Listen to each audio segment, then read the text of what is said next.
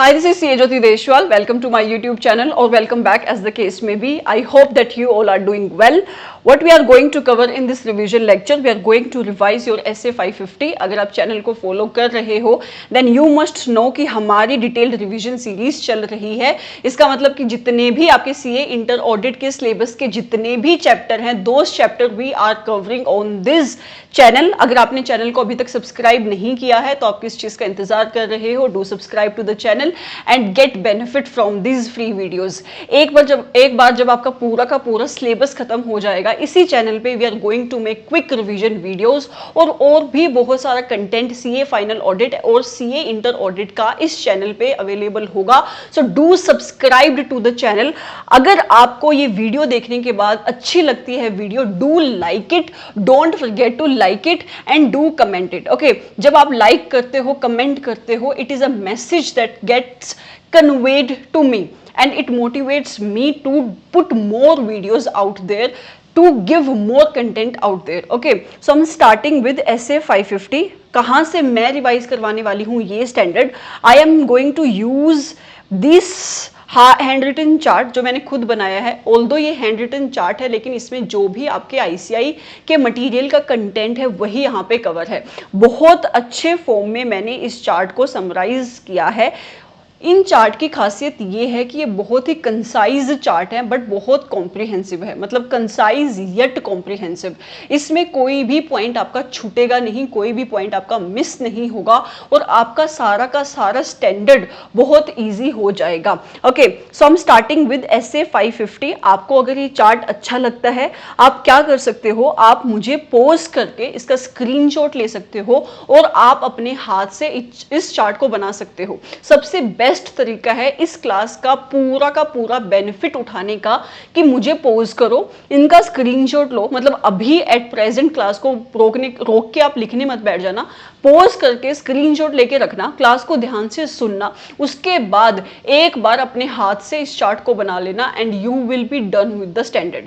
ठीक है, हम स्टार्टिंग विद SA 550। 550 किसके बारे में बात करता है? 550 बात करता है ऑडिटर की रिस्पॉन्सिबिलिटी क्या है in relation to related parties. ठीक है, रिलेटेड पार्टीज को डिस्क्लोज करने की रिक्वायरमेंट आपकी एंटिटी के ऊपर आती है as per schedule 3, as per financial reporting framework that is AS 18। और आपका जो इंड AS 24 है वो एक रिपोर्टिंग रिक्वायरमेंट लगाता है आपकी एंटिटी के ऊपर, आपकी मैनेजमेंट के ऊपर, कि जो भी उसकी रिलेटेड पार्टीज हैं। रिलेटेड पार्टी का मतलब डिफाइंड है आपके AS 18 में और इंड AS 24 में। तो जो भी आपकी रिलेटेड पार्टीज हैं उनके साथ आपकी एंटिटी ने जो भी ट्रांजैक्शन करी हैं, रिलेटेड पार्टी के साथ आपकी एंटिटी ने क्या करी है, जो भी ट्रांजैक्शन करी हैं, तो आपके ये जो शेड्यूल 3 है, आपके ये जो अकाउंटिंग स्टैंडर्ड्स हैं, जो आपके इंड AS हैं, ये कहते हैं आपकी मैनेजमेंट को कि जब भी आपकी मैनेजमेंट फाइनेंशियल स्टेटमेंट्स बनाएगी उस टाइम पे आपकी मैनेजमेंट को इन ट्रांजैक्शंस को डिस्क्लोज करना पड़ेगा। और आपके ऑडिटर की रिस्पॉन्सिबिलिटी क्या है? आपकी ऑडिटर की रिस्पॉन्सिबिलिटी है इस चीज को देखना कि जो भी आपका फाइनेंशियल रिपोर्टिंग फ्रेमवर्क आपकी एंटिटी के ऊपर एप्लीकेबल होता है, आपकी एंटिटी ने उस फाइनेंशियल रिपोर्टिंग फ्रेमवर्क के according in related party transaction को अपनी फाइनेंशियल स्टेटमेंट में डिस्क्लोज किया है या नहीं किया है। समझ में आया? तो ये आपका SA आपके ऑडिटर की रिस्पॉन्सिबिलिटी बताता है कि उसकी रिस्पॉन्सिबिलिटी क्या है in relation to these related party transaction. ऐसे कहता है कि ऑडिटर की रिस्पॉन्सिबिलिटी है उसको यह देखना है कि जो भी फाइनेंशियल रिपोर्टिंग फ्रेमवर्क की रिक्वायरमेंट आपकी एंटिटी के ऊपर एप्लीकेबल होती थी, जो भी FRF आपकी एंटिटी के ऊपर एप्लीकेबल होता था, आपकी एंटिटी ने उस फाइनेंशियल रिपोर्टिंग फ्रेमवर्क में जो भी रिलेटेड पार्टी ट्रांजैक्शन के रिगार्डिंग बातें बोली हैं, जो भी डिस्क्लोजर्स देने को बोले हैं, आपकी एंटिटी ने उन डिस्क्लोजर्स को अपनी फाइनेंशियल स्टेटमेंट्स में दिया है या नहीं दिया है। तो आपके ऑडिटर को यही बातों का यहां पे फॉलो करना है, इसी के ऊपर उसको ऑडिट एविडेंस कलेक्ट करने हैं। ठीक है, तो आपका जो पहला पहला जो टॉपिक आता है वो है कि ऑडिटर को सबसे पहले क्या पता होना चाहिए कि रिलेटेड पार्टी होती क्या है, what is the meaning of related party. तो जो आपका AS 18 कहता है, जो आपका अकाउंटिंग स्टैंडर्ड कहते हैं, जो आपके इंड AS कहते हैं, आपका स्टैंडर्ड भी वही कहता है। तो आपका ऐसे कहता है, देखो रिलेटेड पार्टी का मतलब सबसे पहले वही मानना ऑडिटर जो डिफाइंड है आपके फाइनेंशियल रिपोर्टिंग फ्रेमवर्क में। मतलब जो भी फाइनेंशियल रिपोर्टिंग फ्रेमवर्क, जो भी AS, जो भी इंड AS आपकी एंटिटी के ऊपर एप्लीकेबल होता है, उस AS उस इंड AS में जो भी बातें बोली हैं कि ये रिलेटेड पार्टी की डेफिनेशन है, वही आपके लिए भी रिलेटेड पार्टी की डेफिनेशन है। लेकिन अगर आपकी एंटिटी के ऊपर जो फाइनेंशियल रिपोर्टिंग फ्रेमवर्क एप्लीकेबल होता है, अगर वो कोई भी रिक्वायरमेंट एस्टैब्लिश नहीं करता, मतलब वो कोई भी डेफिनेशन नहीं देता है in relation to related party, तो उस केस में आपका स्टैंडर्ड कहता है रिलेटेड पार्टी का मतलब मैं बताता हूं कि रिलेटेड पार्टी क्या होगी। ऐसे कहता है कि देखो रिलेटेड पार्टी का मतलब हुआ कि कोई भी पर्सन या कोई एंटिटी, कोई भी पर्सन या कोई एंटिटी जिसका, कोई भी पर्सन, मेरे साथ बोलो कोई भी पर्सन, क्योंकि यहां से MCQ बन सकता है, ठीक है। तो कोई भी पर्सन या कोई भी एंटिटी जिसका कंट्रोल या फिर सिग्निफिकेंट इन्फ्लुएंस है आपकी एंटिटी में, आपकी एंटिटी मतलब आपकी रिपोर्टिंग एंटिटी में। तो कोई भी पर्सन, कोई भी अदर एंटिटी जिसका या तो कंट्रोल है या तो सिग्निफिकेंट इन्फ्लुएंस है आपकी रिपोर्टिंग एंटिटी में, चाहे वो डायरेक्टली है चाहे वो इनडायरेक्टली है। इनडायरेक्टली का मतलब थ्रू वन और मोर सब्सिडरीज है, उसको आपका ऐसे कहता है कि वो आपकी रिलेटेड पार्टी होगी। दूसरा पॉइंट कहता है या कोई भी पर्सन या कोई भी अदर एंटिटी जिसके अंदर आपकी रिपोर्टिंग एंटिटी का कंट्रोल है, जिसके अंदर आपकी रिपोर्टिंग एंटिटी का कंट्रोल है या फिर सिग्निफिकेंट इन्फ्लुएंस है, चाहे वो डायरेक्टली है चाहे इनडायरेक्टली है, मतलब थ्रू वन और मोर सब्सिडरीज है, वो भी क्या होगी आपकी रिलेटेड पार्टी होगी। उसके अलावा कोई और एंटिटी जो कॉमन कंट्रोल के अंडर आती है, कोई और एंटिटी जो कॉमन कंट्रोल के अंदर आती है आपकी रिपोर्टिंग एंटिटी के साथ।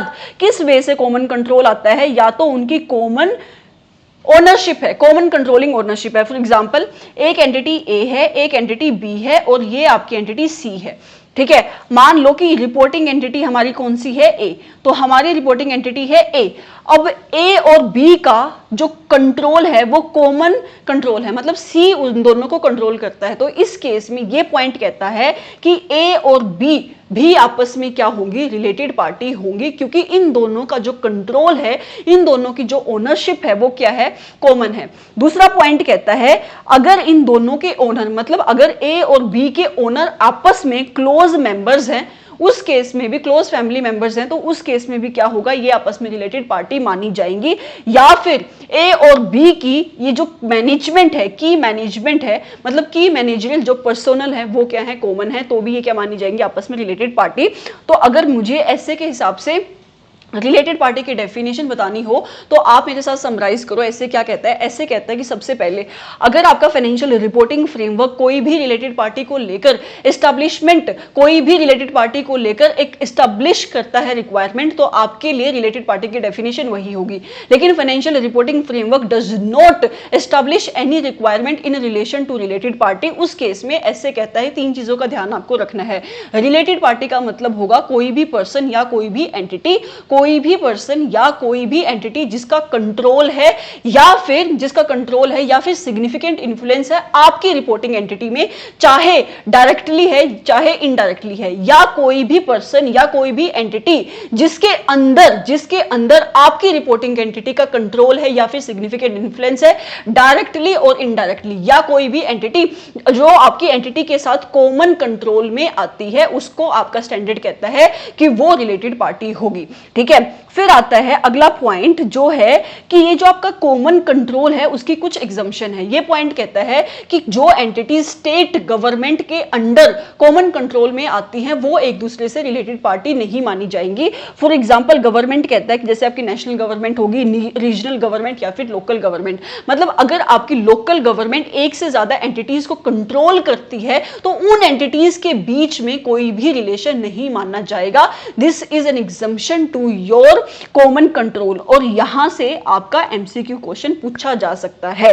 तो सबसे पहले आपको क्या पता होना चाहिए कि रिलेटेड पार्टी है क्या, ऑडिटर की रिस्पॉन्सिबिलिटी है क्या in relation to related party, कि ऑडिटर को क्या ऑब्टेन करने हैं, sufficient and appropriate audit evidences, कि जो भी रिक्वायरमेंट आपका फाइनेंशियल रिपोर्टिंग फ्रेमवर्क आपकी एंटिटी के ऊपर लगाता है in relation to the disclosure of the related party transaction, आपकी एंटिटी ने उन डिस्क्लोजर्स को दिया है या नहीं दिया है, या कोई ऐसी रिलेटेड पार्टी थी जो आपकी एंटिटी ने आइडेंटिफाई ही नहीं करी, जो हम लेटर ऑन इस स्टैंडर्ड में जाके पढ़ेंगे। लेकिन इस स्टैंडर्ड को जब हमने स्टार्ट किया तो सबसे पहले हमें क्या पता होना चाहिए कि रिलेटेड पार्टी कहते किसे हैं, वो हमारे स्टैंडर्ड ने आपको बताई, और यहां से आपका एमसीक्यू में क्वेश्चन बन सकता है। Are you with me till now? Okay, so moving forward, चाहे आप मेरे सामने नहीं हो, चाहे मैं आपको देख नहीं सकती हूं, लेकिन अगर मैं कोई क्वेश्चन पूछती हूं, चाहे आप अकेले बैठ के उस लेक्चर को सुन रहे हो, तो भी आप मेरे साथ बोला करो yes I am with you, so that you will get engage in the lecture. आप इंगेज फील करोगे लेक्चर के साथ और आपको मजा आएगा। Okay, so are you done? Are you with me till now? Okay, are you with me? Thank you so much for saying yes and so stupid अगर आपने नहीं बोला है यस। तो सेकंड आपका जो कंसेप्ट बनता है, सेकंड जो टॉपिक आता है वो है कि नेचर क्या होता है आपकी रिलेटेड पार्टी, आपकी रिलेटेड पार्टी रिलेशनशिप्स क्या होते हैं और ट्रांजैक्शंस क्या होती हैं। देखो ये क्वेश्चन कहता है ये तीन वो सिचुएशंस हैं, ये तीन वो एग्जांपल्स हैं, वे तीन टाइप की रिलेटेड पार्टी ट्रांजैक्शंस हैं जिसकी वजह से आपकी फाइनेंशियल स्टेटमेंट में risk of material misstatement arise हो सकता है। आप समझ रहे हो ऑडिटर क्यों देखता है कि आपकी एंटिटी ने डिस्क्लोजर दिया है या नहीं दिया है। जो आपके रिलेटेड पार्टी ट्रांजैक्शंस होते हैं उसमें एक बहुत हाई चांस होता है रिस्क ऑफ मटेरियल मिसस्टेटमेंट होने का, और बहुत मुश्किल होता है हमारे ऑडिटर के लिए इस रिस्क को आइडेंटिफाई करना, क्योंकि अगर आपकी मैनेजमेंट बताएगी नहीं कि उसकी कौन कौन सी रिलेटेड पार्टी ट्रांजैक्शन है, अगर इंटेंशनली वो अपनी इस इंफॉर्मेशन को डिस्क्लोज ना करना चाहे, उसको हाइड करना चाहे, तो मेरे ऑडिटर के लिए बहुत मुश्किल हो जाता है to identify this related party transaction, this related parties. So ऐसे क्या कहता है, ऐसे कहता है कि हमारे ऑडिटर की रिस्पॉन्सिबिलिटी है कि उसको रिस्क ऑफ मटेरियल मिसस्टेटमेंट देखना है in relation to this related party and related party transaction. तो ये आपके ये तीन पॉइंट है, ये आपके एग्जांपल्स हैं और एग्जाम में पूछा हुआ क्वेश्चन है। ऑल्दो आपके स्टैंडर्ड से एज सच डायरेक्ट लिंकेज यहां पे नहीं बनती है। क्यों? क्योंकि स्टैंडर्ड मोस्टली हमारे ऊपर किसकी, ऑडिटर की रिस्पॉन्सिबिलिटी बताते हैं, लेकिन ये आपके स्टैंडर्ड में कवर है एज एन एग्जाम्पल, राइट। तो वो कौन कौन से एग्जाम्पल हैं, रिलेटेड पार्टी ट्रांजैक्शंस के जो आपकी फाइनेंशियल स्टेटमेंट में high risk of material misstatement को अराइज करते हैं, मतलब जिसकी वजह से आपकी फाइनेंशियल स्टेटमेंट में रिस्क ऑफ मटेरियल मिसस्टेटमेंट होने के चांसेस ज्यादा हो जाते हैं। तो आपके स्टैंडर्ड ने तीन एग्जांपल दिए, दीज आर ओनली एग्जांपल्स। कौन कौन से? नंबर 1, ऐसे रिलेटेड पार्टीज में हमेशा ज्यादा रिस्क होगा मटेरियल मिसस्टेटमेंट होने का जो कॉम्प्लेक्स रिलेशनशिप और स्ट्रक्चर के थ्रू ऑपरेट करती हैं। मतलब इसकी सब्सिडरी ये, इसकी सब्सिडरी ये, इसकी होल्डिंग ये, इसकी एसोसिएट ये, इसकी जॉइंट वेंचर ये। जिस रिलेटेड पार्टीज, जो आपकी एंटिटीज में जो भी रिलेटेड पार्टीज हैं, अगर they are operating through complex structure, तो वहां पे हमेशा रिस्क ऑफ मटेरियल मिसस्टेटमेंट होने के चांसेस क्या होंगे? हाई होंगे। दूसरा कहता है जहां पे आपका इंफॉर्मेशन सिस्टम इनइफेक्टिव है, उस केस में, मतलब जहां पे आपकी एंटिटी में लगे हुए इंटरनल कंट्रोल्स इनइफेक्टिव हैं to identify the related parties, उस केस में भी आपका risk of material misstatement in related parties होने के चांसेस क्या होंगे? हाई होंगे। तीसरा एग्जांपल है वो रिलेटेड पार्टीज जो आपके नॉर्मल मार्केट टर्म्स पे नहीं हो रही हैं। नॉर्मल मार्केट टर्म्स पे नहीं हो रही है, मतलब मान लो कि आपकी कोई रिलेटेड पार्टी ट्रांजैक्शन है, उस केस में आपने क्या किया, जो आप नॉर्मल टर्म पे गुड्स एंड सर्विसेज देते हो एक नॉन रिलेटेड पार्टी को, आपने उससे फेवरेबल टर्म्स पे अपनी इस रिलेटेड पार्टी को क्या दिए? गुड्स एंड सर्विसेज दिए हैं या फ्री ऑफ कंसिडरेशन दिए हैं। तो इन टाइप के ट्रांजैक्शंस में रिस्क ऑफ मटेरियल मिसस्टेटमेंट होने का चांसेस ज्यादा होता है। तो ये नॉर्मल एग्जांपल्स हैं कि जब जब ये चीजें आएंगी आपके ऑडिटर को प्रोफेशनल स्केप्टिसिज्म एक्सरसाइज करना चाहिए कि अगर ऐसी सिचुएशन है तो हो सकता है उन ट्रांजैक्शंस में, उन स्ट्रक्चर्स में, उस टाइप की रिलेटेड पार्टीज के साथ जो भी आपकी एंटिटी ने ट्रांजैक्शन करी है उसमें रिस्क ऑफ मटेरियल मिसस्टेटमेंट होने के चांसेस ज्यादा होंगे। पहला कौन सा है? वो रिलेटेड पार्टीज जो ऑपरेट करती हैं, जो एग्जिस्ट करती हैं थ्रू कॉम्प्लेक्स स्ट्रक्चर।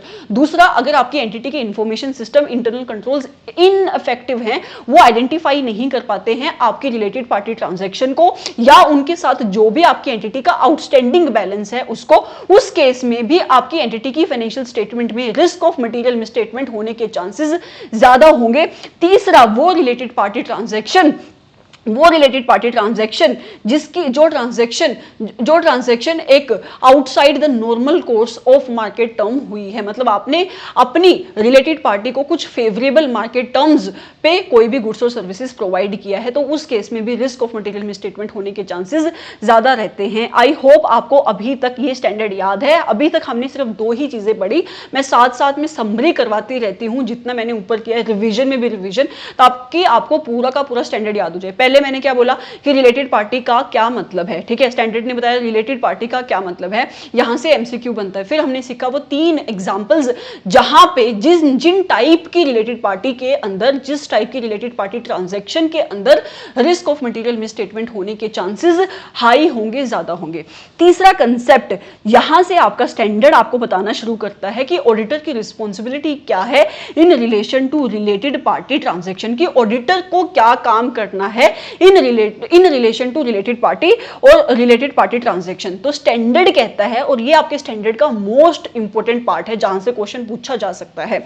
ऐसे कहता है देखो कि अगर आपका फाइनेंशियल रिपोर्टिंग फ्रेमवर्क एस्टैब्लिश करता है रिक्वायरमेंट, मतलब आपके फाइनेंशियल रिपोर्टिंग फ्रेमवर्क में ही लिखा है कि आपको अंडरस्टैंड करना है इस रिलेटेड पार्टी ट्रांजैक्शन का नेचर और इसका इफेक्ट क्या पड़ रहा है फाइनेंशियल स्टेटमेंट पे। मतलब आपका फाइनेंशियल रिपोर्टिंग फ्रेमवर्क है वो एक रिक्वायरमेंट लगाता है, in requirement to understand the nature और उसका इफेक्ट क्या पड़ रहा है फाइनेंशियल स्टेटमेंट पे। तो उस केस में ऑडिटर आइडेंटिफाई करेगा, एसेस करेगा और रिस्पोंड करेगा। क्या करेगा? आपका ऑडिटर विल डू ईरा। क्या करेगा? ईरा। आपका ऑडिटर आइडेंटिफाई करेगा, एसेस करेगा और रिस्पॉन्ड करेगा कि इन रिलेटेड पार्टी ट्रांजैक्शन में रिस्क ऑफ मटेरियल मिसस्टेटमेंट होने का चांस कितना है। मतलब आपका ऑडिटर क्या करेगा? अंडरस्टैंड करेगा, आपका ऑडिटर आइडेंटिफाई करेगा, सबसे पहले वो रिस्क ऑफ मटेरियल मिसस्टेटमेंट होने के चांसेस कितने हैं इसको आइडेंटिफाई करेगा, फिर उसकी असेसमेंट करेगा और इवेंचुअली उसका रिस्पॉन्सेस बनाएगा, मतलब उसके बाद अपने ऑडिट प्रोसीजर्स को वो फ्रेम करेगा। दूसरा पॉइंट कहता है कि अगर मान लो आपका फाइनेंशियल रिपोर्टिंग फ्रेमवर्क कोई रिक्वायरमेंट नहीं लगाता, मतलब आपका फाइनेंशियल रिपोर्टिंग फ्रेमवर्क साइलेंट है, उस केस में ऑडिटर को क्या ऑब्टेन करने पड़ेंगे? Audit evidences. क्या ऑब्टेन करने पड़ेंगे? Audit evidences.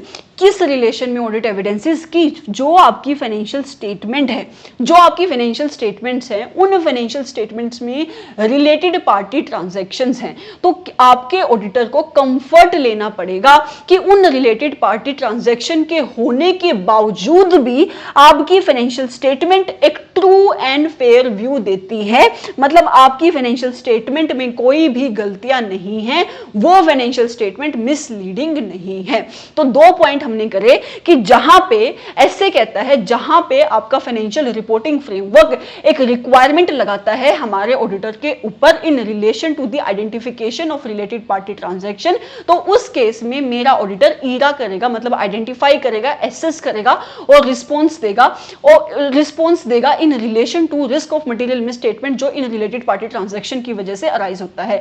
अगर मेरा फाइनेंशियल रिपोर्टिंग फ्रेमवर्क कुछ नहीं बोलता, वो साइलेंट है, उस केस में भी अब मेरे ऑडिटर को कंफर्ट तो लेना ही पड़ेगा कि इन रिलेटेड पार्टी ट्रांजैक्शन की वजह से जो भी मेरी फाइनेंशियल स्टेटमेंट है वो ट्रू एंड फेयर व्यू दे रही है या नहीं दे रही है, मतलब वो फाइनेंशियल स्टेटमेंट मेरी मिसलीडिंग नहीं होनी चाहिए। और उस कंफर्ट को ऑब्टेन करने के लिए ऑडिटर ऑब्टेन करेगा sufficient and appropriate audit evidences. ठीक है। तीसरा पॉइंट आता है, आपका ऐसे कहता है कि ऑडिटर हमेशा ध्यान रखेगा जब भी वो चेकिंग कर रहा होगा कि इन रिलेटेड पार्टी ट्रांजैक्शन की वजह से कौन कौन से फ्रॉड रिस्क के फैक्टर्स आते हैं, मतलब कौन कौन से ऐसे फैक्टर्स हैं जिसकी वजह से ऑडिटर को लगता है कि मेरी फाइनेंशियल स्टेटमेंट में इन रिलेटेड पार्टी और इन रिलेटेड पार्टी ट्रांजैक्शन की वजह से फ्रॉड हो सकता है। क्योंकि जब भी आपके फ्रॉड रिस्क फैक्टर होते हैं वहां पे रिस्क ऑफ मटेरियल मिसस्टेटमेंट होने के चांसेस हाई होते हैं। और नेक्स्ट पॉइंट कहता है कि आपका ऑडिटर हमेशा एक प्रोफेशनल स्केप्टिसिज्म का एटीट्यूड मेंटेन करेगा throughout the audit in relation to these related party transaction, कि क्या उसको कोई भी ऐसे एविडेंसेस मिलते हैं जो इंडिकेशन देते हैं कि इन रिलेटेड पार्टी ट्रांजैक्शन की वजह से फाइनेंशियल स्टेटमेंट में फ्रॉड हो सकता है। तो आप मुझे फटाफट ऑडिटर की रिस्पॉन्सिबिलिटी क्या है, ऑडिटर की रिस्पॉन्सिबिलिटी क्या है in relation to related party transaction वो बताओ। तो पहला पॉइंट कहता है कि अगर आपका financial reporting framework requirement establish करवाता है, इन रिक्वायरमेंट लगाता है मेरे ऑडिटर के ऊपर, तो मेरा ऑडिटर क्या करेगा, मेरा ऑडिटर सबसे पहले आइडेंटिफाई करेगा, एसेस करेगा और रिस्पॉन्स ड्राफ्ट करेगा in relation to this related party and risk of material misstatement जो अराइज हो सकता है फाइनेंशियल स्टेटमेंट में इन रिलेटेड पार्टी की वजह से। दूसरा, अगर फाइनेंशियल रिपोर्टिंग फ्रेमवर्क साइलेंट है, कुछ नहीं बोलता, उस केस में भी मेरे ऑडिटर को क्या ऑब्टेन करने पड़ेंगे, वेरी गुड, उसको sufficient and appropriate audit evidences collect करने पड़ेंगे इन ऑर्डर टू एसेस कि जो भी मेरी फाइनेंशियल स्टेटमेंट्स है जिसके अंदर ये रिलेटेड पार्टी और रिलेटेड पार्टी ट्रांजैक्शंस है वो financial statement true and fair view देती हैं, वो फाइनेंशियल स्टेटमेंट मिसलीडिंग नहीं है। तीसरा पॉइंट मैंने क्या बोला, ऑडिटर उन फ्रॉड रिस्क फैक्टर्स को लेकर भी अलर्ट रहेगा जिसकी वजह से फ्रॉड हो सकता है फाइनेंशियल स्टेटमेंट में। और अगला पॉइंट कहता है कि जो भी ऑडिटर की रिस्पॉन्सिबिलिटी है एज पर एसए 200 कि उसको एक एटीट्यूड मेंटेन करना है प्रोफेशनल स्केप्टिसिज्म का, उसको अलर्ट रहना है उन ऑडिट एविडेंसेस को लेकर which may be indicative of fraud in the financial statement. तो ऑडिटर प्रोफेशनल स्केप्टिसिज्म का एटीट्यूड भी मेंटेन करेगा। ठीक है, तीन कंसेप्ट अभी तक हुए, कौन कौन सा, सबसे पहले डेफिनेशन क्या है, दूसरा कंसेप्ट हमने क्या पढ़ा था, दूसरा कंसेप्ट वो एग्जांपल्स, और तीसरा ऑडिटर की रिस्पॉन्सिबिलिटी क्या है in relation to related party transaction. I hope कि आपको यहां तक समझ में आया होगा, आई होप कि आपको यहां तक समझ में आया होगा। अब आपका लास्ट क्वेश्चन, आपका लास्ट क्वेश्चन देखो, ये स्टैंडर्ड बहुत बड़ा है, फाइनल पे जब आप जाके स्टैंडर्ड को पढ़ोगे तो बहुत बड़ा स्टैंडर्ड है, लेकिन यहां पे इस स्टैंडर्ड में वही चीजें कवर हैं जो आपके इंस्टीट्यूट ने पूछी हुई हैं। ठीक है, तो आपके लिए this is more than sufficient. अगला जो क्वेश्चन बनता है स्टैंडर्ड से वो है कि मान लो आपके ऑडिटर को कुछ सिचुएशंस मिली, मैम कौन सी सिचुएशंस, वो सिचुएशन हम यहां पे डिस्कस करेंगे जो आपके स्टैंडर्ड ने कवर करी है। तो उस केस में आपके ऑडिटर का रिस्पॉन्स क्या होना चाहिए, आपके ऑडिटर का रिस्पॉन्स क्या होना चाहिए वो बताता है आपका एसए 550। ठीक है, मेरे साथ बोलो, सबसे पहली सिचुएशन क्या है, in case of identification of unidentified undisclosed related party और रिलेटेड पार्टी ट्रांजैक्शन। अब ये सिचुएशन क्या है कि आपका ऑडिटर ऑडिट कर रहा था, मतलब आपका ऑडिटर रिस्क की असेसमेंट कर रहा था in relation to related party transaction, तो उसको कुछ ऐसे रिलेटेड पार्टी मिल गई या फिर ऐसे रिलेटेड पार्टी ट्रांजैक्शंस मिल गई जो आपकी मैनेजमेंट ने आइडेंटिफाई नहीं करी थी या जिसका डिस्क्लोजर आपकी मैनेजमेंट ने अपनी फाइनेंशियल स्टेटमेंट में नहीं दिया था। तो ये सिचुएशन क्या है कि आपके ऑडिटर को कुछ ऐसी रिलेटेड पार्टी या रिलेटेड पार्टी ट्रांजैक्शन मिल गई हैं जो आपकी मैनेजमेंट ने अपनी फाइनेंशियल स्टेटमेंट में नहीं डिस्क्लोज करी थी। तो ऑडिटर की रिस्पॉन्सिबिलिटी क्या है in relation to this situation, कि ऑडिटर का रिस्पॉन्स क्या होगा। ऐसे 550 आपको बताता है, और ऐसे क्या कहता है कि सबसे पहले फटाफट जाके मेरा ऑडिटर अपने इंगेजमेंट टीम के लोगों को बताएगा, फटाफट उसको कम्युनिकेशन करेगा, क्योंकि आपके इंगेजमेंट टीम के लोगों को भी पता होना चाहिए कि कौन सी न्यू रिलेटेड पार्टी आइडेंटिफाई हुई है, क्योंकि जो उनकी इनिशियल रिस्क की असेसमेंट थी वो चेंज हो सकती है इस न्यू पार्टी के आइडेंटिफाई होने से, और इस वजह से हो सकता है उसको अपनी प्लानिंग भी चेंज करनी पड़े, अपनी मटीरियलिटी जो उसकी लेवल है उसको भी दोबारा से सेट करना पड़े। तो सबसे पहले अगर उसको कोई न्यू रिलेटेड पार्टी ट्रांजैक्शन या रिलेटेड पार्टी आइडेंटिफाई हुई है तो सबसे पहले जाके वो किसको बताएगा, अपनी इंगेजमेंट टीम के लोगों को बताएगा। उसके बाद जहां पे आपका FRF रिक्वायरमेंट लगाता है in relation to related party transactions on auditor, वहां पे वो मैनेजमेंट से रिक्वेस्ट करेगा, मैनेजमेंट से क्या करेगा, रिक्वेस्ट करेगा to identify all the transaction with the newly identified related party. वो उसने बोला, मान लो कि उसको एक रिलेटेड पार्टी मिली जिसका नाम था ए लिमिटेड। अब ए लिमिटेड को तुम्हारी मैनेजमेंट ने नहीं अपनी फाइनेंशियल स्टेटमेंट में दिखाया था। उस केस में ऐसे कहता है कि अगर आपका FRF आपकी मैनेजमेंट के ऊपर कोई भी रिक्वायरमेंट एस्टेब्लिश करता है in relation to related party, तो आपकी मैनेजमेंट से रिक्वेस्ट करेगा कि आपकी एंटिटी ने इस रिलेटेड पार्टी जो आपका ऑडिटर ढूंढ के लेकर आया है उसके साथ जो भी ट्रांजैक्शन करी है उसको आइडेंटिफाई करो। ठीक है। दूसरा पॉइंट कहता है और ये भी पूछो, इंक्वायरी करो मैनेजमेंट से कि जो मैंने ढूंढ दिया वो तुम क्यों नहीं ढूंढ पाए। मतलब कि जो रिलेटेड पार्टी मैं ढूंढ के लाया ए लिमिटेड, वो एंटिटी क्यों नहीं ढूंढ पाई, एंटिटी में लगे हुए इंटरनल कंट्रोल्स फेल क्यों हो गए टू आइडेंटिफाई सच ट्रांजैक्शंस या फिर सच रिलेटेड पार्टी। मतलब आपकी मैनेजमेंट क्यों नहीं ढूंढ पाई, आपका ऑडिटर इस रिलेशन में भी इंक्वायरी करेगा। अगली सिचुएशन आती है कि मान लो आपका ऑडिटर आइडेंटिफाई करता है सिग्निफिकेंट रिलेटेड पार्टी ट्रांजैक्शन जो outside the normal course of business है। मतलब नॉर्मल कोर्स ऑफ बिजनेस का हुआ कि जिस टाइप का काम, जिस टाइप की ट्रांजैक्शंस आपकी एंटिटी में नॉर्मली होती हैं, डे टू डे बिजनेस में होती हैं, ये ट्रांजैक्शंस बिल्कुल ही अनयूजुअल ट्रांजैक्शन है।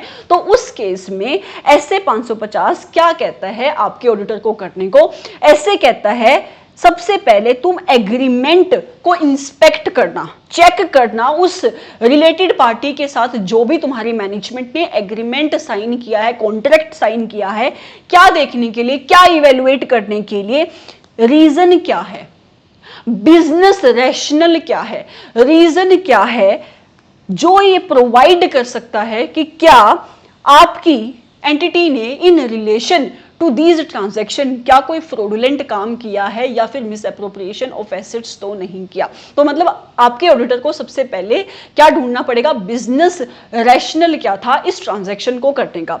दूसरा, जहां पे टर्म्स ऑफ ट्रांजैक्शन कंसिस्टेंट है विद द मैनेजमेंट एक्सप्लेनेशन। आपका ऑडिटर एग्रीमेंट क्यों चेक करेगा, आपका ऑडिटर एग्रीमेंट क्यों चेक करेगा, पहली चीज ये देखने के लिए कि रीजन क्या था, रीजन क्या था इन ट्रांजैक्शन को होने का। दूसरा कि जो भी मैनेजमेंट से जब उसने इंक्वायरी करी होगी in relation to these types of transaction और मैनेजमेंट ने जो उसको एक्सप्लेनेशन दी, उस एक्सप्लेनेशन और जो उसको एग्रीमेंट पढ़ने के बाद अंडरस्टैंडिंग मिली, उन दोनों के बीच में कंसिस्टेंसी है या नहीं है, मतलब सिमिलैरिटी है या नहीं है। तीसरा रीजन, क्या ये जो ट्रांजैक्शंस हैं आपकी मैनेजमेंट ने इन ट्रांजैक्शन का डिस्क्लोजर्स अपनी फाइनेंशियल स्टेटमेंट में as per the requirement of financial reporting framework दिया है या नहीं दिया है। इन तीनों चीजों को समझने के लिए वो क्या इंस्पेक्ट करेगा, एग्रीमेंट या फिर कॉन्ट्रैक्ट। उसके साथ साथ वो ये भी ऑडिट एविडेंसेस कलेक्ट करेगा कि ये जो भी सिग्निफिकेंट अनयूजुअल बिजनेस ट्रांजैक्शंस है, रिलेटेड पार्टी ट्रांजैक्शंस हैं, ये ट्रांजैक्शंस जब भी हुई हैं उनको होने के लिए प्रॉपर ऑथराइजेशंस लगी थी और प्रॉपर अप्रूवल था या नहीं था। सो this was the last part of your standard SA 550। उसके अलावा एक पॉइंट यहां पे हम क्या कर रहे थे या हम क्या पढ़ रहे थे यहाँ पे कि अगर आपका ऑडिटर आइडेंटिफाई कर लेता है कुछ ऐसी ट्रांजैक्शंस जो आपकी मैनेजमेंट ने नहीं बताई, जो आपकी मैनेजमेंट ने आइडेंटिफाई नहीं करी, उस केस में हमने क्या बोला कि सबसे पहले आपका ऑडिटर फटाफट क्या करेगा, कम्युनिकेशन करेगा। यहाँ पे 2 पॉइंट रह गए थे। सबसे पहले ऑडिटर क्या करेगा, कम्युनिकेट करेगा इमीडिएटली विद अदर सॉरी हम क्या कर रहे थे कि जब भी आपके ऑडिटर को कोई भी ऐसी ट्रांजैक्शंस मिली जो आपकी मैनेजमेंट ने आइडेंटिफाई नहीं करी, आपकी मैनेजमेंट ने अपनी फाइनेंशियल स्टेटमेंट में डिस्क्लोज नहीं करी, तो आपका ऑडिटर सबसे पहले इस बात को फटाफट अपनी एंगेजमेंट टीम के लोगों को बताएगा, पहला काम। दूसरा, उसके बाद उसने बोला कि मैनेजमेंट को बोलेगा कि जो भी इस न्यूली आइडेंटिफाई रिलेटेड पार्टी के साथ आपकी मैनेजमेंट ने ट्रांजैक्शन एंटर करी है, आप उन ट्रांजैक्शन को आइडेंटिफाई करो। तीसरा, उनसे पूछेगा कि आपके इंटरनल कंट्रोल इन ट्रांजैक्शन को क्यों नहीं आइडेंटिफाई कर पाए। चौथा कहता है कि आपका auditor appropriate substantive audit procedures perform करेगा, क्योंकि अब उसको क्या मिली है, न्यू न्यू रिलेटेड पार्टी मिली है, न्यू रिलेटेड पार्टी ट्रांजैक्शंस मिली है, तो हो सकता है इन रिलेटेड पार्टी में रिस्क हो सकता है इन रिलेटेड पार्टीज में मटेरियल मिसस्टेटमेंट हो या फ्रॉड हो, तो उसके ऊपर कंफर्ट लेने के लिए आपका auditor sufficient and appropriate audit evidences collect करेगा, और sufficient and appropriate audit evidences को कलेक्ट करने के लिए वो सब्सटेंसिव ऑडिट प्रोसीजर्स परफॉर्म करेगा। फॉर एग्जांपल वो क्या क्या कर सकता है, वो इनवॉइसेस चेक कर सकता है, डॉक्यूमेंट्स चेक कर सकता है, और उसके साथ साथ वो ये भी देख सकता है कि जो आपकी मैनेजमेंट ने रिलेटेड पार्टी के साथ ट्रांजैक्शन करी है उसके टर्म्स और आपकी मैनेजमेंट जो एक अनरिलेटेड पार्टी के साथ ट्रांजैक्शन करती है उसके टर्म्स सिमिलर है या नहीं। He will get an idea कि इन newly identified related party transaction में कोई मिसस्टेटमेंट है कि मिसस्टेटमेंट नहीं है। अगला पॉइंट कहता है कि अगर मैनेजमेंट ने डिस्क्लोजर नहीं किया है इन फाइनेंशियल स्टेटमेंट का, और ऑडिटर आपका ये इवेलुएट करता है कि मैनेजमेंट ने इस डिस्क्लोजर को अनइंटेंशनली नहीं बल्कि इंटेंशनली किया, मतलब जानबूझ के नहीं दिखाया इन रिलेटेड पार्टी ट्रांजैक्शंस को, जानबूझ के आइडेंटिफाई नहीं किया इन रिलेटेड पार्टी को, तो उसका इफेक्ट देखेगा कि उसकी ऑडिट के ऊपर क्या इफेक्ट आ सकता है। जब मैंने स्टार्टिंग में ये स्टार्ट भी किया था मैंने यही बोला था, ऑडिट पे इफेक्ट का मतलब कि आपके ऑडिटर को अपनी रिस्क की असेसमेंट को भी रिवाइज करना पड़ सकता है, अपनी मटीरियलिटी लेवल को भी रिवाइज करना पड़ सकता है, इनफैक्ट आपकी जो उसकी अंडरस्टैंडिंग थी ना एंटिटी को लेकर उसकी एंटायर अंडरस्टैंडिंग चेंज हो सकती है, तो आपका ऑडिटर इवेलुएट करेगा इसका effect on the financial statement. So this was your SA 550। I hope कि आपको ये स्टैंडर्ड अच्छा लगा होगा। बाय बोलने से पहले मैं फिर से एक बार रिवाइज करा देती हूँ फटाफट 5 मिनट की समरी में कि एसए 550 क्या कहता है। एसए 550 बताता है ऑडिटर की रिस्पॉन्सिबिलिटी क्या है in relation to related party. अब मैंने रिलेटेड पार्टीज के बारे में ऑडिटर की रिस्पॉन्सिबिलिटी बोली है, तो इसका मतलब स्टैंडर्ड ने सबसे पहले क्या बताया होगा कि रिलेटेड पार्टी का मतलब क्या है। तो एसए कहता है कि देखो जहां पे आपका फाइनेंशियल रिपोर्टिंग फ्रेमवर्क एस्टैब्लिश करता है रिक्वायरमेंट, तो उस केस में तो जो भी डेफिनेशन आपके फाइनेंशियल रिपोर्टिंग फ्रेमवर्क ने दी वही आपकी रिलेटेड पार्टी है। लेकिन फाइनेंशियल रिपोर्टिंग फ्रेमवर्क चुप है, कुछ नहीं बोलता, उस केस में रिलेटेड पार्टी का मतलब होगा कि कोई भी पर्सन या कोई भी अदर एंटिटी जिस पर्सन या अदर एंटिटी का आपकी एंटिटी के अंदर कंट्रोल या फिर सिग्निफिकेंट इन्फ्लुएंस है, चाहे डायरेक्टली है चाहे इनडायरेक्टली है, या फिर किसी भी पर्सन के अंदर या किसी भी एंटिटी के अंदर आपकी रिपोर्टिंग एंटिटी का कंट्रोल या सिग्निफिकेंट इन्फ्लुएंस है डायरेक्टली और इनडायरेक्टली। तीसरा पॉइंट कहता है या फिर कोई भी एंटिटी जो आपकी रिपोर्टिंग एंटिटी के साथ कॉमन कंट्रोल में आती है वो आपकी रिलेटेड पार्टी की डेफिनेशन में कवर होगी। इसकी एग्जम्पशन है कॉमन कंट्रोल की कि अगर आपकी गवर्नमेंट आपकी स्टेट गवर्नमेंट मतलब आपकी लोकल अथॉरिटी या कोई किसी भी टाइप की गवर्नमेंट के अंडर कोई एंटिटी है, तो उन एंटिटीज के ऊपर उन एंटिटीज के अंदर आपस में कोई भी रिलेटेड पार्टी कोई भी रिलेशनशिप नहीं होगा, मतलब वो एंटिटीज रिलेटेड पार्टी नहीं मानी जाएगी। फिर हमने सेकंड पढ़ा कि वो कौन कौन से एग्जांपल्स हैं जिस टाइप की रिलेटेड पार्टी ट्रांजैक्शंस में generally risk of material misstatement होने के चांसेस ज्यादा रहते हैं। पहला पॉइंट ऐसे ने बोला कि इस टाइप की रिलेटेड पार्टी ट्रांजैक्शंस जो बहुत ही कॉम्प्लेक्स नेचर की होती हैं उसमें हमेशा risk of material misstatement high होता है। दूसरा, अगर एंटिटी की इंफॉर्मेशन सिस्टम इनफेक्टिव है, इंटरनल कंट्रोल्स इनफेक्टिव है, तो भी रिस्क ऑफ मटेरियल मिसस्टेटमेंट आपका क्या होगा, हाई होगा। तीसरा हमने बोला कि जहां पे आपके एंटिटी ने फेवरेबल टर्म्स पे बिजनेस किया है आपके रिलेटेड पार्टी के साथ, फॉर एग्जांपल बिना किसी कंसिडरेशन के उसने गुड्स और सर्विसेज दे दिए, उस केस में भी आपका रिस्क ऑफ मटेरियल मिसस्टेटमेंट होने के चांसेस आपके ज्यादा होंगे। फिर हमने देखा कि रिस्पॉन्सिबिलिटीज क्या हैं ऑडिटर की एज पर एसए 550। तो सबसे पहले बोला कि अगर आपका फाइनेंशियल रिपोर्टिंग फ्रेमवर्क एक रिक्वायरमेंट एस्टैब्लिश करता है आपके ऑडिटर के ऊपर, तो उसको क्या करना पड़ेगा, उसको ईरा करना पड़ेगा, मतलब उसको आइडेंटिफाई करनी पड़ेगी, एसेस करनी पड़ेगी और रिस्पॉन्स देना पड़ेगा in relation to related party जो भी risk of material misstatement arise होता है। फिर वो कहता है कि अगर आपका फाइनेंशियल रिपोर्टिंग फ्रेमवर्क कोई भी रिक्वायरमेंट नहीं लगाता है, उस केस में भी आपके ऑडिटर को sufficient and appropriate audit evidences collect करने पड़ेंगे कि जो भी आपकी फाइनेंशियल स्टेटमेंट है वो आपका एक ट्रू एंड फेयर व्यू देती है और वो फाइनेंशियल स्टेटमेंट क्या नहीं है, मिसलीडिंग नहीं है, और आपका ऑडिटर प्रोफेशनल स्केप्टिसिज्म भी मेंटेन करेगा throughout the audit as per the requirement of SA 200। उसके साथ साथ ऑडिटर हमेशा अलर्ट रहेगा in relation to fraud risk factors, ऐसे फैक्टर्स जिसकी वजह से रिलेटेड पार्टी ट्रांजैक्शंस और रिलेटेड पार्टीज की वजह से फाइनेंशियल स्टेटमेंट्स में फ्रॉड हो सकता है। ठीक है, फिर आगे हमने दो सिचुएशंस पढ़ी कि मान लो पहली सिचुएशन कि आपकी मैनेजमेंट ने कोई भी रिलेटेड पार्टी को आइडेंटिफाई नहीं किया या कोई भी रिलेटेड पार्टी ट्रांजैक्शन को अपनी फाइनेंशियल स्टेटमेंट में डिस्क्लोज नहीं किया और आपके ऑडिटर को वो रिलेटेड पार्टी मिल गई या फिर वो रिलेटेड पार्टी ट्रांजैक्शन मिल गई। उस केस में ऐसे कहता है कि सबसे पहले तो आपका ऑडिटर जाके इंगेजमेंट टीम के लोगों को बताएगा। दूसरा पॉइंट कहता है कि जहां पे आपका फाइनेंशियल रिपोर्टिंग फ्रेमवर्क रिक्वायरमेंट लगाता है, उस केस में आपका ऑडिटर सबसे पहले तो मैनेजमेंट को बोलेगा, रिक्वेस्ट करेगा कि मैनेजमेंट आइडेंटिफाई करो कि ये जो भी न्यू रिलेटेड पार्टी मैंने ढूंढी है उसके साथ तुमने कौन सी ट्रांजेक्शन करी है।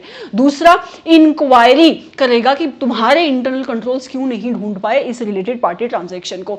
उसके बाद वो तीसरा कहता है कि जो भी उसको एप्रोप्रिएट सब्सटेंसिव ऑडिट प्रोसीजर्स लगते हैं वो परफॉर्म करेगा, ताकि वो sufficient and appropriate audit evidences collect कर पाए। और अगर उसको लगता है कि मैनेजमेंट ने जानबूझ के इस डिस्क्लोजर को नहीं दिया है तो उसका इफेक्ट देखेगा, उसका इफेक्ट उसके ऑडिट के ऊपर क्या आ सकता है। और ये आपके स्टैंडर्ड का बहुत बहुत इंपॉर्टेंट पार्ट है। सो दिस वाज योर ऐसे 550। आई होप कि आपको ये स्टैंडर्ड अच्छा लगा होगा। अगर आपको ये स्टैंडर्ड अच्छा लगा है, आपको सुनने में अच्छा लगा है, आपको समझ में आया है, और अगर आपको ऐसा लगा है कि आपको कोई भी वैल्यू एडिशन फील हुई है, तो उस चैनल को एक तो सब्सक्राइब करके जाना और इस वीडियो को लाइक करके जाना, ठीक है। And do put a comment in the comment box. अगर आपको कोई और चैप्टर की रिवीजन चाहिए, you can also write that in the comment box. Thank you so much for coming to the channel. Thank you so much for listening to me. Have a great amazing day और night, जिस भी time पे आप ये video देख रहे हो। Bye.